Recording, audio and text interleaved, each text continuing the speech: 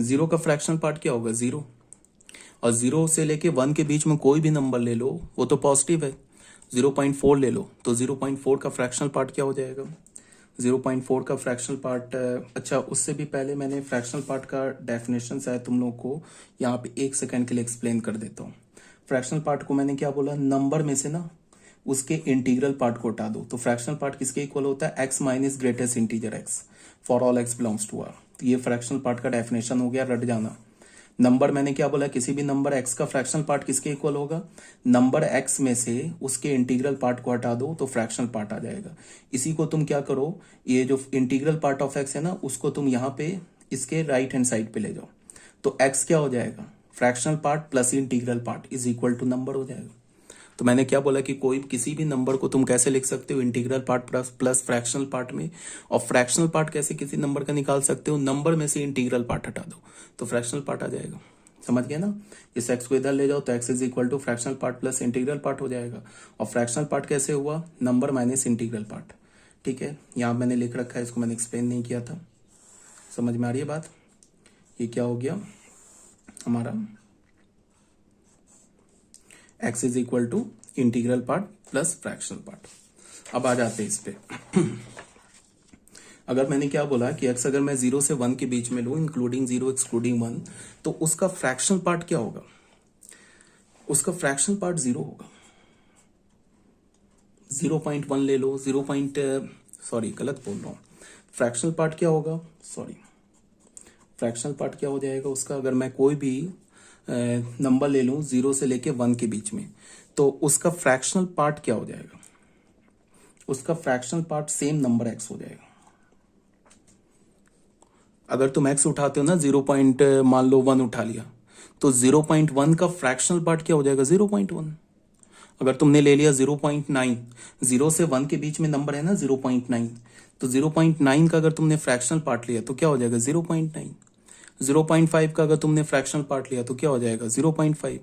0 का fractional part लिया तो क्या हो जाएगा 0।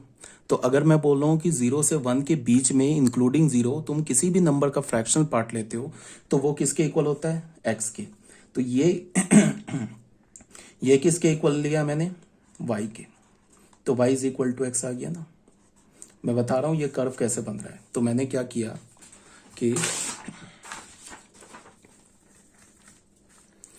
मैंने यहां से ये y is equal to x जो है ना लाइन ड्रॉ कर दिया, ठीक है। बट ये y is equal to X आ गया, बट इसमें x कहां से कहां तक है, चलो पहले अभी एक बार देख लेते हैं, उसके बाद अभी ग्राफ इसको फिर से ड्रॉ करते हैं। अगर तुमने x लिया ना बिलोंग्स टू 1 से लेके 2 के बीच में लिया, कोई भी लिया, मान लो कि अगर तुमने 1.2 ले लिया तो 1.2 का फ्रैक्शनल पार्ट क्या हो जाएगा, 1.2 का फ्रैक्शनल पार्ट हो जाएगा, implies fractional part of x क्या हो जाएगा, बताओ। अगर हमने मान लो कि नंबर 1.2 लिया तो 1.2 का फ्रैक्शनल पार्ट क्या हो जाएगा, ये हो जाएगा 0.2 हो जाएगा ना। तो इसके फ्रैक्शनल पार्ट को तुम कैसे लिख सकते हो, x जो नंबर है ना,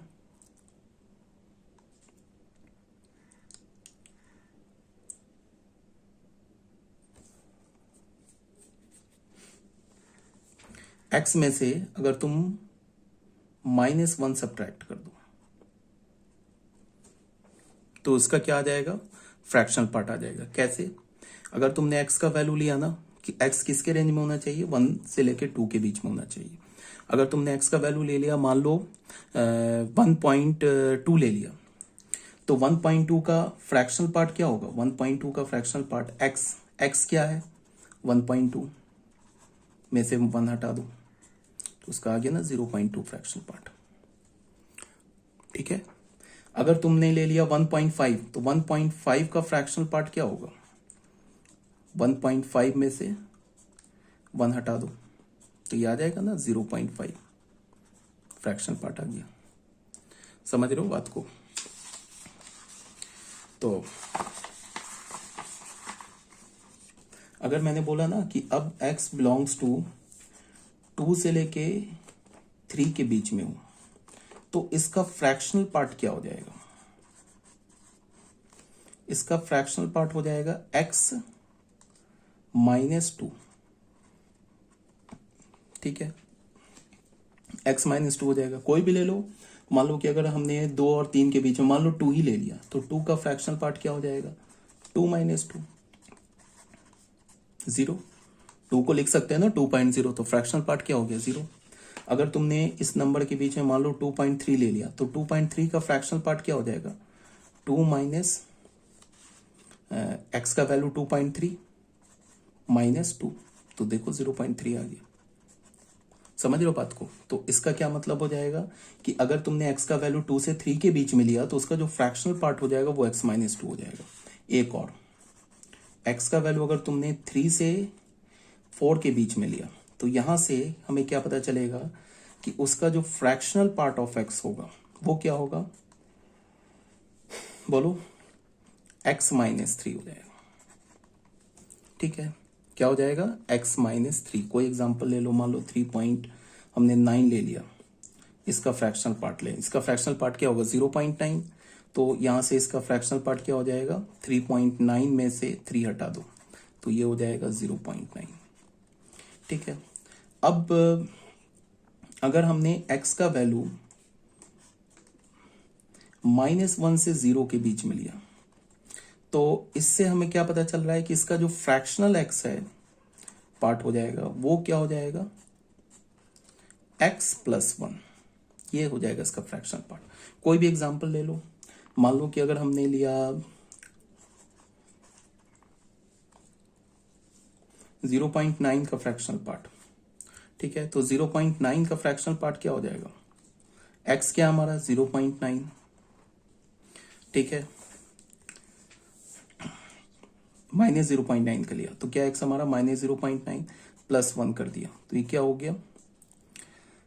0.1। ये आ गया इसका फ्रैक्शनल पार्ट।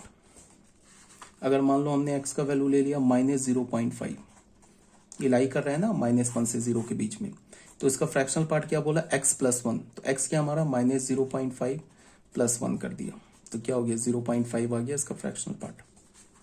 अगर मैंने x का वैल्यू -2 से लेके -1 के बीच में लिया, तो यहां से हमें क्या पता चलेगा कि इसका जो फ्रैक्शनल पार्ट ऑफ x हो जाएगा वो किसके इक्वल होगा? x + 2 के इक्वल होगा। मीन्स क्या है कि अगर तुमने x = ले लिया, मान लो -1.6 ले लिया, ये -1.6 इसके बीच में लाई करता है, तो यहां से फ्रैक्शनल पार्ट ऑफ x का क्या हो जाएगा? -1.6 + 2 क्या हो जाएगा? 0.4। ये ऑलरेडी बता रखा है ना मैंने कि अभी निगेटिव नंबर में तुम फ्रैक्शनल पार्ट कैसे निकालते हो, निगेटिव नंबर का फ्रैक्शनल पार्ट कैसे निकालते हो। और अब अगर फॉर्मूले से देखो फ्रैक्शनल पार्ट निकालते हैं निगेटिव नंबर का, क्या होता है? फॉर्मूला हमारा x - ग्रेटेस्ट इंटीजर x होता है। ये फॉर्मूला यहाँ पे है ना, लिखवाया मैंने, फॉर्मूला लिखवाया ना, x - ग्रेटेस्ट इंटीजर x। तो x का वैल्यू क्या है? x का वैल्यू है -1.6 माइनस ग्रेटेस्ट इंटीजर ऑफ -1.6, तो ये तो हो गया -1.6। ये -1.6 का ग्रेटेस्ट इंटीजर क्या हो जाएगा? 2 हो जाएगा, इसका तो क्या हो जाएगा? -2। तो ये आ गया ना हमारा -1.6 + 2, ये 0.4 हो गया। और ये मैंने ऑलरेडी अभी बता रखा है कि अगर कोई भी निगेटिव नंबर है तो उसके निगेटिव नंबर का फ्रैक्शनल पार्ट कैसे निकालते हो? जो डेसिमल के बाद लिखा हुआ है ना, उसको 1 से सब्ट्रैक्ट कर दो। अगर ये +1.6 होता ना, तो फ्रैक्शनल पार्ट सीधे डेसिमल के बाद जो नंबर लिखा होता वो आ जाता। अगर ये निगेटिव है तो इसका फ्रैक्शनल पार्ट कैसे निकालोगे? जो डेसिमल के बाद लिखा है ना 0.6, ठीक है, उसको 1 से सब्ट्रैक्ट कर दो, तो 1 - 0.6 0.4 आ जाएगा। तो कहने का क्या मतलब है, ये सब समझाने का ये मतलब हुआ कि अगर हमारा x बिलोंग कर रहा है, बात को अब ध्यान से देखो, 0 से 1 के बीच में, ग्राफ कैसे आ रहा है वो बता रहा हूं। तो ये इंप्लाई क्या कर रहा है कि फ्रैक्शनल ऑफ x, जिसको हम y बोलते हैं, ये किसके इक्वल होगा? x के इक्वल होगा। अगर x हमारा बिलोंग कर रहा है 1 से लेके 2 के बीच में, तो फ्रैक्शनल पार्ट ऑफ x, जिसको हम y बोलते हैं, ये किसके इक्वल होगा? x + 1 के। x माइनस वन के, सॉरी, अगर x हमारा बिलोंग कर रहा है 2 से लेके 3 के बीच में, तो यहां से फ्रैक्शनल पार्ट ऑफ x किसके इक्वल होगा, जिसको हम y बोलते हैं, ये x माइनस टू के। अगर x बिलोंग कर रहा है 3 से लेके 4 के बीच में, तो फ्रैक्शनल पार्ट ऑफ x किसके इक्वल होगा, जिसको y बोलते हैं x minus three and so on. ये तो पॉजिटिव नंबर के लिए ऐसे आ गया। अब अगर मैं बोल रहा हूँ x बिलोंग कर रहा है -1 से लेके 0 के बीच में, तो इसका जो फ्रैक्शनल पार्ट होगा वो क्या हो जाएगा, y is equal to x plus one. अगर x बिलोंग कर रहा है -2 से लेके -1 के बीच में, तो इसका जो फ्रैक्शनल पार्ट ऑफ x होगा ना, जिसको हम y बोलते हैं, ये क्या हो जाएगा, x प्लस टू। अगर x बिलोंग कर रहा है -3 से -2 के बीच में, तो इसका जो फ्रैक्शनल पार्ट ऑफ x हो जाएगा, ये क्या हो जाएगा, x प्लस थ्री। ठीक है, अब आते हैं ग्राफ पे। देखो ग्राफ कैसे आ रहा है इसका, फ्रैक्शनल पार्ट ऑफ x का वो बता रहा हूं मैं तुम्हें। देखो ये स्ट्रेट लाइन ड्रॉ करो पहले, y is equal to x draw करो, y is equal to x minus one draw करो, y इज इक्वल टू, ये सब स्ट्रेट लाइन ड्रॉ कर लो पहले। ये सारे है ना, ये सब तो स्ट्रेट लाइन, इसको ड्रॉ करो। तो ये लाइन हमारा हो गया, ये तो आइडेंटिटी फंक्शन है, y is equal to x, हमने ड्रॉ कर लिया। ठीक है, अब जो होगा ना, ये y is equal to x minus one, ये ऐसे लाइन ड्रॉ होगा, sorry y is equal to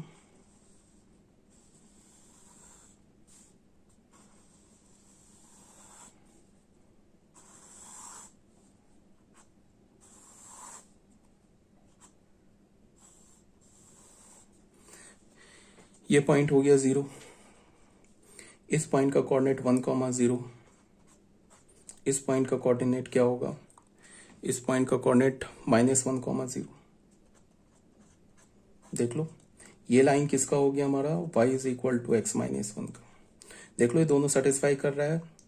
तुम देखो x की जगह 1 डालो तो y 0 आ जाएगा, x की जगह तुम ना -1 डालो, x की जगह x की जगह 0 डालो, ये y कोऑर्डिनेट पे ना, x की जगह 0 डालो तो y is equal to -1, satisfy कर गया। तो ये लाइन की इक्वेशन आ गई। ये लाइन की इक्वेशन क्या हो गई, y is equal to x. ये हमारा पॉइंट क्या है, 2,0, और ये पॉइंट क्या है, -2,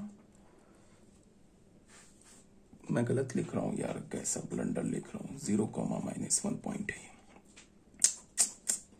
ये पॉइंट हो गया 0,-2, दिख रहा है, वो विजिबल है।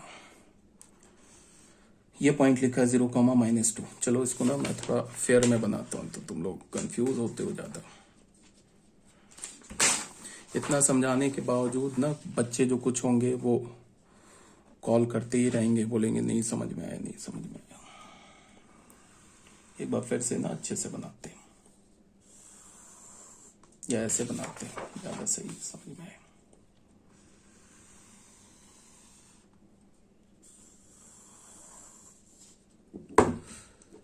सॉरी, ठीक है।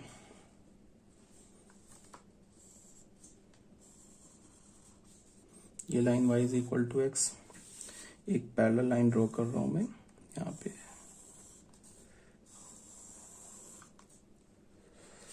विजिबल है ना,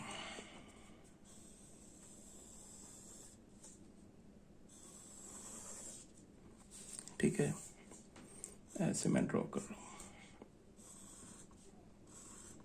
ये सब इतना एक्सप्लेनेशन क्यों कर रहा हूं, ये सिर्फ ग्राफ को समझाने के लिए। तुम्हें इतना दिमाग लगा ग्राफ में इतना नहीं ड्रॉ करना है, सिर्फ तुम्हें ग्राफ रट जाना है। ठीक है, कोई सोच रहा होगा कि ये सब इतना करना होगा ग्राफ ड्रॉ करने से पहले, तो ग्राफ ड्रॉ करने से पहले इतना नहीं करना है, सिर्फ तुम्हें ग्राफ रटना है। ये तो बस समझाने के पॉइंट ऑफ व्यू से मैं कर रहा हूँ।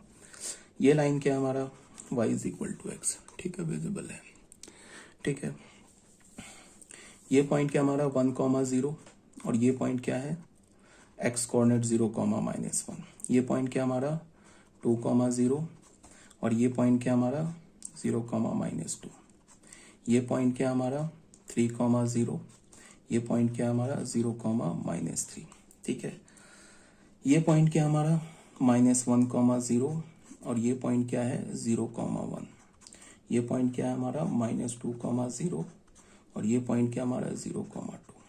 ठीक है, अब ये लाइन 0, -3, इस लाइन को तो मैंने y is equal to x बोल दिया, इस लाइन को मैंने बोला y is equal to x-1, इस लाइन को मैंने क्या बोला y is equal to x-2, इस लाइन को क्या बोला y is equal to x-3। ऐसे करके इस लाइन को इधर बढ़ाते जाओगे और ये लाइन क्या हो जाएगा y is equal to x+1, ये लाइन क्या हो जाएगा y is equal to x+2। एक और लाइन ड्रॉ करोगे यहां से ऐसे करके, तो ये लाइन की इक्वेशन क्या हो जाएगी y is equal to x+3। अच्छा, एक बात 11th के बच्चों को समझा रहा हूँ, ठीक है, अगर समझ में आता है तो ठीक है, नहीं आता है छोड़ देना। अगर हम किसी भी कर्व को ना बिना रोटेट किए हुए राइट साइड में शिफ्ट करें, मतलब ऐसे कर्व है तो ऐसे ऐसे ना करे, ऐसे कर्व है ना तो बिना रोटेट किए या तो ऐसे शिफ्ट करे या तो ऐसे शिफ्ट करे। ठीक है, राइट साइड में जितने यूनिट शिफ्ट करेंगे ना, एक्स में अगर राइट साइड में शिफ्ट करेंगे, मान लो 2 यूनिट राइट साइड में, तो एक्स में ना जो एक्स है ना फंक्शन का जो वाई है उसमें 2 सब्ट्रैक्ट हो जाएगा। बात को सुनो ध्यान से, अगर हम किसी कर्व को ऐसे है ना ऐसे राइट साइड में ऐसे शिफ्ट करूं, ठीक है, तो जो वाई है ना वाई उसमें अगर 1 यूनिट शिफ्ट करूंगा तो 1 सब्ट्रैक्ट हो जाएगा, 2 यूनिट अगर शिफ्ट करूंगा तो 2 सब्ट्रैक्ट हो जाएगा, 3 यूनिट शिफ्ट करूंगा राइट साइड तो 3 सब्ट्रैक्ट हो जाएगा। अगर मैं कर्व को ना ऐसे उठा के 1 यूनिट लेफ्ट साइड शिफ्ट कर दूं तो 1 ऐड हो जाएगा, 2 यूनिट लेफ्ट साइड शिफ्ट कर दूं तो 2 ऐड हो जाएगा। अब तुम ऐसे इसको भी समझो, ये लाइन है ना हमारा y is equal to x, इसको मैंने क्या किया ऐसे था, ये लाइन ऐसे था, इसको मैंने एग्जैक्टली ऐसे लाके ऐसे कुछ घुमाया, ऐसे वैसे नहीं किया है, इस लाइन को ऐसे शिफ्ट करके यहां पे ला दिया, 1 यूनिट शिफ्ट कर दिया ना, तो y is equal to x में y में 1 ऐड हो गया, सॉरी 1 सब्ट्रैक्ट हो गया, तो y किसके इक्वल हो गया x-1 के। फिर इस लाइन को फिर समझो हमने 2 यूनिट आगे कर दिया तो x-2 हो गया, फिर क्या हो गया x-3 हो गया, इसको हमने इधर शिफ्ट कर दिया। किसी भी कर्व के लिए, दुनिया के किसी भी कर्व के लिए वैलिड है ये, ठीक है। अगर y इज इक्वल टू हमारे पास fx कर्व है, ठीक है, y इज इक्वल टू हमारे पास fx कर्व है, अगर मैंने y is equal to fx curve को अल्फा यूनिट राइट साइड में शिफ्ट कर दिया तो फिर हमारा जो नया कर्व का इक्वेशन क्या हो जाएगा y is equal to fx minus alpha. ठीक है, अगर हमने अल्फा यूनिट लेफ्ट साइड में शिफ्ट कर दिया तो y इज इक्वल टू क्या हो जाएगा fx प्लस अल्फा। तो यहां पे मैं क्या बोल रहा हूं, यहां पे मैं ये बता रहा हूं कि हमारा कर्व है ना, इसको मैंने 1 यूनिट राइट साइड में शिफ्ट किया तो ये हमारा क्या y is equal to x curve है तो माइनस ऐड हो गया। एक तो तुम ऐसे भी याद कर सकते हो, इसको लेफ्ट साइड में शिफ्ट किया तो +1। ये कहां से आ गया, क्यों हो गया, 12th क्लास के बच्चे जानते हैं, ये ट्रांसफॉर्मेशन ऑफ कर्व से आता है। 11th क्लास के बच्चों को ऐसे समझा रहा हूँ, अगर नहीं समझ में आया क्या बोला मारो गोली। तुम तो ऐसे याद रखो कि इस लाइन के इस दोनों कोऑर्डिनेट को यहां डालो, ये सेटिस्फाई कर जाएगा, इस दोनों कोऑर्डिनेट को यहां डालो, इसको सेटिस्फाई कर जाएगा। डाल के देख लो, x का वैल्यू 2 डालो, y 0 आ गया, देख लो y 0, x का वैल्यू -0 डालो, y -2 आ गया, यहाँ पे x का वैल्यू 3 डालो, y 0 आ गया, और x का वैल्यू तुम 0 डालो तो y -3 आ गया। इसी तरह से सेटिस्फाई कर जाएगा। ये तो बात हो गई सही। तो अभी तक हमें ये कहां से मिला, हमें यहां से हमें मिला, हमने क्या किया, इन सारे कर्व को ड्रॉ कर लिया, इन सारे कर्व को ड्रॉ कर लिया, ये सारे कर्व को हमने ड्रॉ कर लिया। अब क्या है कि ये कर्व कहां से कहां तक वैलिड है, ये देखो, ये कर्व जो है ना एक्स के, ये कर्व कहां से कहां तक वैलिड है, इस डोमेन के लिए वैलिड है, सिर्फ एक्स 0 से लेके 1 के बीच के लिए वैलिड है। तो ये जो y is equal to x curve है ना, ये 0 से लेके 1 के बीच के लिए वैलिड है, तो 0 और 1 के क्रॉसपॉन्डिंग जाएंगे ना तो इस कर्व पे यहाँ पे होल लगा देंगे ऐसे। ये कर्व जो है एक्चुअल में थोड़ी सी मिस्टेक हो गया, ये नहीं हो रहा है, ये पॉइंट जो है ना थोड़ा गड़बड़ बन गया, ये पॉइंट को एग्जैक्टली यहाँ पे आना चाहिए था। तुम लोग अभी भी कंफ्यूज कर जाओगे अगर मैं इसको सही नहीं करूंगा ना। ये जो पॉइंट है ना, ये तो मैंने रफ डायग्राम ड्रॉ किया ना, ये पॉइंट एग्जैक्टली इसके ऊपर आना चाहिए, मतलब ये कर्व है ना, ये ऐसे जाना चाहिए था ये कर्व को। मान लो ये कर्व ऐसे ही जा रहा है ना, तो जब ये जाता ना तो ये एग्जैक्टली 0,1 के आगे यहाँ पे आएगा, ये कर्व नहीं है, समझने, ये मैंने रफ डायग्राम ड्रॉ किया है ना, तो ये कर्व ऐसे जा रहा है, समझ गया बात को, ये नहीं है, ये वाला पॉइंट है। ठीक है, तो ये x कहां से कहां तक, 0 और 1 के लिए वैलिड, 1 के लिए नहीं वैलिड है, तो 1 के क्रॉसपॉन्डिंग जो कर्व है ना, ये जो कर्व है ना y is equal to x, इस पर हमने 1 के क्रॉसपॉन्डिंग जो y का वैल्यू मिल रहा है उस पर होल लगा दिया। इसका मतलब 0 से 1 के बीच में ये कर्व आया, सिर्फ ये होल आया। ठीक है, अब ये वाला जो कर्व है ना, ये वाला जो कर्व है y is equal to x minus 1, ये कहां से कहां तक वैलिड है, 1 से लेकर 2 तक। तो 1 पे ये लाइन पे चलेंगे, 2 पे एग्जैक्टली आ रहा है, यहाँ पे फिर गड़बड़ हो रहा है। कोई बात नहीं है, गड़बड़ हो रहा है तो उसका इलाज है मेरे पास। डायग्राम ड्रॉ कर रहा हूँ मैं, सॉरी 3 बार ड्रॉ करना पड़ गया। तो काम करता हूँ ना, मैं ऐसे ही पहले ड्रॉ कर देता हूँ, ये ज्यादा सही रहेगा, ये लाइन को ड्रॉ कर देता हूँ।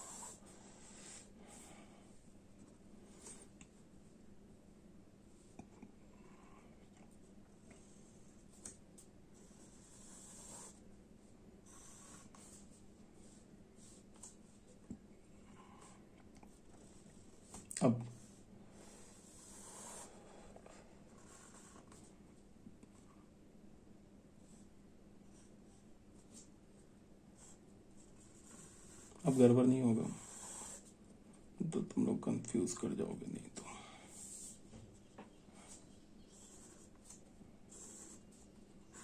अब कोई गड़बड़ नहीं होगा।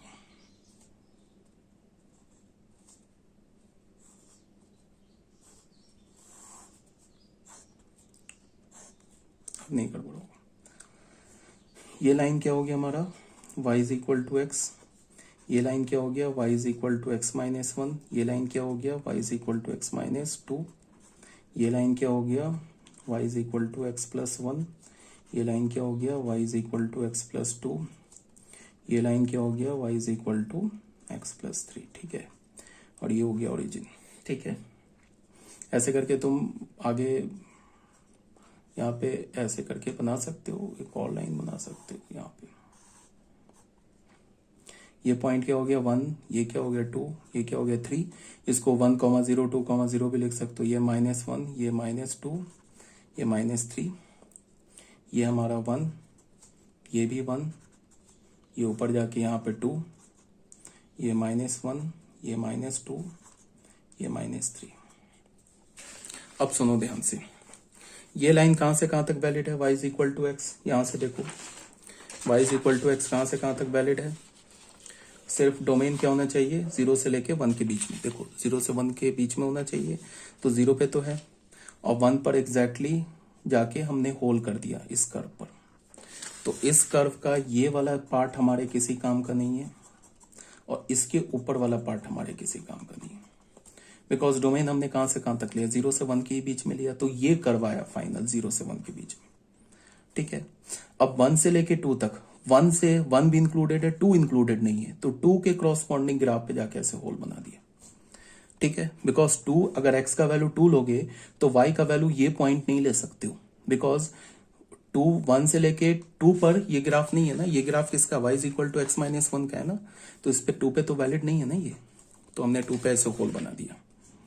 तो 1 से लेके 2 तक के बीच में कर्व कहाँ आया, ये आया कर्व।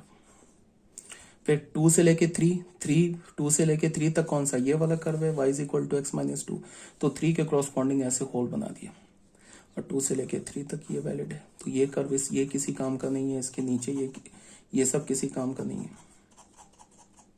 इसके ऊपर ये किसी काम का नहीं है, ये किसी काम का नहीं है, ये सब हट जाएगा। फिर 3 से लेके अगर 4 तक है ये ना, ये एग्जैक्टली यहाँ पे क्या है, ये 4 है, ये 4 पे होल आएगा ऐसे। 4 पे हमारा 3 पे, तो 3 से लेके 4 पे नहीं वैलिड है ये, 4 के क्रॉसपॉन्डिंग यहाँ होल आएगा, तो ये कर्व आ जाएगा। अब तुम देखो -1 से लेके 0 के बीच में ये वाला कर्व है, ये है ना -1 से लेके 0 के बीच में, -1 से लेके 0 के बीच में क्या, y is equal to x plus 1, इसमें 0 इंक्लूडेड नहीं है। ठीक है, तो यहाँ पे एक होल बना दिया 0 के क्रॉसपॉन्डिंग। अगर ये होल नहीं बनाओ ना, तो इसका क्या मतलब हो जाएगा कि 0 पर फंक्शन का वैल्यू क्या हो जाएगा, 0,1, तो गलत हो जाएगा ना, 0 पर तो 0 का फ्रैक्शनल पार्ट तो 0 है ना, यहाँ पे होल बना। इसी तरह ग्राफ ऐसे चलेगा, यहाँ पे ये बना दिया, यहाँ पे ये बना दिया। तो ये मैंने तुम्हें बताया कि ये फ्रैक्शनल पार्ट का ग्राफ आ रहा है कैसे, फ्रैक्शनल पार्ट के ग्राफ को तुम बना रहे हो। अब इतनी मेहनत हमें नहीं करनी है, ये जो मैंने तुम लोगों को बताया ना, तुम्हें इतनी मेहनत नहीं करनी है, तुम्हें तो बस याद क्या रखना है वो बता रहा हूं। एफ आर से आर, ठीक है, डिफाइन क्या किया, y is equal to f x. इसको लिखने का क्या मतलब हो गया, फ्रैक्शनल पार्ट ऑफ x, इसे हम फ्रैक्शनल पार्ट ऑफ x बोलते हैं, ऐसे लिखा। ये किसके इक्वल होता है, number minus integral part of x, ठीक है। तो ये फ्रैक्शनल पार्ट किसके इक्वल होता है, number minus integral part of x। तो कोई भी नंबर किसके इक्वल हो जाएगा, इंटीग्रल पार्ट, ये fractional part plus integral part. तुम्हें ये सब याद रखना है जो अभी बताया जा रहा है, ठीक है। और इसका फॉर्मूला क्या होगा, ये फॉर्मूला कह रहा हूं, ग्राफ क्या होगा, ग्राफ सिंपल याद रखना है ऐसे। एक हमने ऐसे लाइन बना दिया पहले, ये लाइन जो है ये ग्राफ का पार्ट नहीं है, इस पॉइंट का कोऑर्डिनेट क्या हो गया 0,1। एक लाइन ऐसे यहाँ पे होल, इसके नीचे, ये भी पार्ट नहीं है ग्राफ का, ये होल, इसको बस अलाइन करने के लिए ना ग्राफ को ये मैं ले रहा हूं, यहाँ पे होल, ये ऐसे,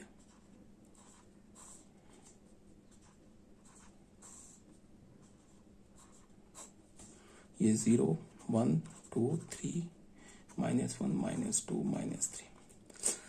अब अगर फंक्शन का डोमेन तो हमें पता चल गया, अगर रेंज फंक्शन का बता रहा हूं तो रेंज के लिए मैंने क्या बोला था कि रेंज के लिए हम लोग क्या करते हैं कि y का वैल्यू देखते हैं। एक बात बताओ, अगर तुम यहाँ पे शेडिंग लोगे, यहाँ पे अगर तुम टॉर्च जलाओ, यहाँ पे अगर तुम टॉर्च जलाओ तो y एक्सिस पे क्या मिलेगा हमें, y एक्सिस पे 0, इस लाइन का इस y एक्सिस पे मिरर इमेज क्या मिलेगा, 0 से लेके 1 तक जाएगा, बट 1 पर कोई इमेज नहीं आएगा क्योंकि 1 पे तो होल है ना। तो रेंज क्या हो जाएगा 0 से 1। और ऑब्वियस ही बात है, डोमेन क्या दिख रहा है हमारा, डोमेन ऑल रियल नंबर है। तो ये याद रखना है, रेंज, डोमेन, फ्रैक्शनल पार्ट किसे बोलते हैं। फिर मैंने क्या बोला कि अगर हमारे पास कोई भी पॉजिटिव नंबर है तो उस पॉजिटिव नंबर का जो फ्रैक्शनल पार्ट होता है ना, वो क्या होता है, डेसिमल के बाद। अगर कोई पॉजिटिव इंटीजर है तो पॉजिटिव इंटीजर का फ्रैक्शनल पार्ट 0 हो जाएगा। नेगेटिव इंटीजर है तो नेगेटिव इंटीजर का भी फ्रैक्शनल पार्ट क्या हो जाएगा, 0 हो जाएगा। -4 का फ्रैक्शनल पार्ट 0 हो जाएगा, 3 का फ्रैक्शनल पार्ट 0 हो जाएगा, 0 का फ्रैक्शनल और इंटीग्रल पार्ट दोनों 0 हो जाएगा। अब अगर मैं बोल रहा हूं कि कोई भी पॉजिटिव रियल नंबर है डेसिमल में, जैसे 4.2 है, तो डेसिमल के बाद जो लिखा हुआ है ना वो सीधे उसका फ्रैक्शनल पार्ट हो जाएगा, और डेसिमल से जो पहले लिखा हुआ है वो उसका इंटीग्रल पार्ट हो जाएगा। बट अगर कोई नेगेटिव में लिखा हुआ है डेसिमल में -5.2, तो अगर मैं इसका फ्रैक्शनल पार्ट बोलूं तो फ्रैक्शनल पार्ट क्या होगा, जो डेसिमल के बाद लिखा है ना उसको 1 से सब्ट्रैक्ट कर दो, तो ये हो जाएगा इसका फ्रैक्शनल पार्ट। और इंटीग्रल पार्ट क्या हो जाएगा, -5 से पहले क्या होता है, -6 ही हो जाएगा। अब देख लो, -6 integral part plus fractional part मिलके क्या हो जाएगा, नंबर -5.2। तो बस तुम्हें इतना ही बात को याद रखना, फाइनल, फुल एंड फाइनल यहाँ याद रखना है। ये सब जो मैंने एक्सप्लेनेशन दिया, ये ग्राफ कैसे आ रहा है, कैसे बन रहा है, वो सब बताया, ठीक है। तो फ्रैक्शनल पार्ट भी क्लियर हो गया होगा ठीक है। अब बच्चों आ जाओ सिग्नम फंक्शन में। सिग्नम फंक्शन, जैसे मैंने पहले बोला है कि जितने भी फंक्शन पढ़ा रहा हूं ये सारे फंक्शन इंपॉर्टेंट है। सिग्नम फंक्शन क्या होता है, ये देखो,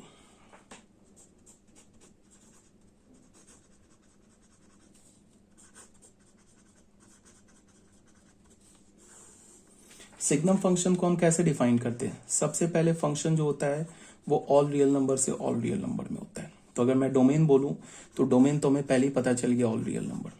अब सिग्नम फंक्शन को हम डिफाइन कैसे करते हैं, हमने क्या बोला, mod x अपॉन x कब होगा, when x is not equals to 0, 0 when x is equal to 0। ये होता है सिग्नम फंक्शन।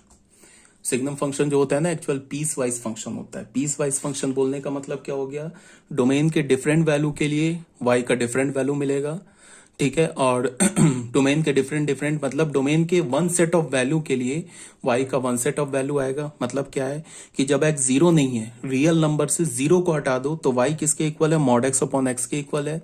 और अगर x का वैल्यू 0 लिया सिर्फ एक पॉइंट पर, जब डोमेन में 0 आ रहा है ना, तो x का वैल्यू 0 लिया तो फिर y का वैल्यू क्या आएगा, 0 होगा। अब कुछ बच्चे कंफ्यूज इसमें क्या कर जाते हैं कि ये बोलेंगे कि ऐसा कैसे होगा, एक्स का वैल्यू 0 लेंगे और यहां पे डालेंगे तो ये तो 0/0 आ जाएगा, तो 0/0 तो नॉट डिफाइंड होता है। तो मैं कहां बोल रहा हूं कि एक्स के वैल्यू को तुम इधर डालो, ये तो मना कर रहा है ना कि एक्स 0 नहीं है। अगर एक्स 0 नहीं है तो ये ले लो, और एक्स का वैल्यू अगर 0 है तो फिर वाई को अलग से डिफाइन कर दिया, वाई को 0 बोल दिया। अगर एक्स 0 नहीं है, 0 को छोड़ के कोई भी रियल नंबर है, चाहे वो रैशनल हो, इरेशनल हो, इंटीजर हो, होल हो, कोई भी नंबर हो 0 को छोड़ के, तो उसका y क्या होगा, मॉड x अपॉन एक्स। अगर x 0 के इक्वल होगा तो फिर y किसके इक्वल होगा, 0 के इक्वल होगा। ये तो ये बोल रहा है ना।